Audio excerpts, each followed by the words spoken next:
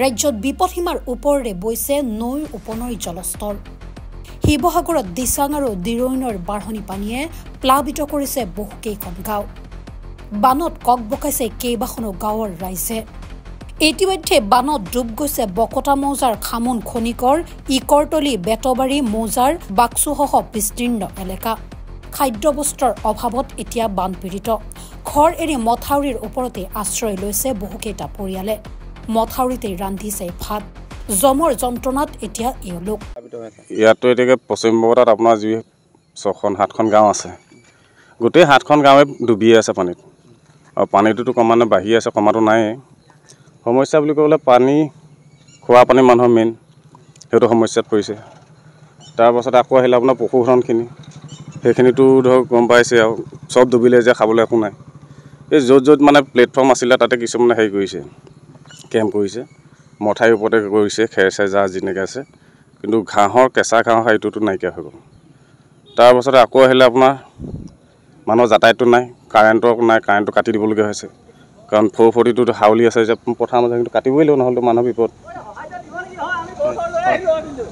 তাকে সেয়া এতিয়া দেখিছে নহয়, ৰাস্তা নিজৰ ঘৰ পশুধন বাম জেগালৈ নিবলগীয়া হৈছে, বেলেগ লোকৰ গাঁৱলৈ নিবলগীয়া হৈছে। আৰু তাতকৈ আৰু কি আছে, কালি সেই ৰিলিফটো দিলেহি, কিন্তু পশুধনৰ ব্যৱস্থাটো এতিয়ালৈকে হোৱা নাই। কি খাদ্য আহে, কি নকৰে চৰকাৰে, সেইটো আহিলেহে গম পোৱা যাব। পানীটো ক্ৰমান্বয়েতো বাঢ়িছে, শুকোৱাটো এতিয়ালৈকে মোৰ দেখাই নাই। তাৰমানে কিমান দিনত পানী শুকাও তাৰ কোনো ভৰসা নাই। স্বাস্থ্যকৰ্মী হিচাপে খামন উপ স্বাস্থ্যকেন্দ্ৰৰ মই কৰ্মী হিচাপে ইয়াত কাম কৰি আছোঁ। আজি যোৱা 1 তাৰিখৰ পৰা চাব চেণ্টাৰটো ডুব গৈ আছে। ইয়াত প্ৰায় 7-8খন গাঁও প্লাবিত হৈ আছে।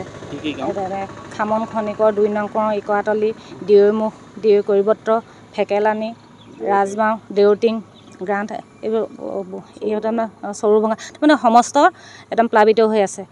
তাৰপাছত এতিয়া আমাৰ ৰোগী চোৱাও কিছুমান অসুবিধাৰ সন্মুখীন হোৱা গৈ হৈছে। কাৰণ প্ৰতিটো কামৰ কাৰণে আমি সৰু নাওখনতো ধৰক যাব নোৱাৰোঁ, ডাঙৰ নাওখনো সময়মতে পাব লাগিব। কালিলৈকে গৈ আছিলোঁ, কালি 2মান বজাৰ পৰা যোৱা নাই নাৱত।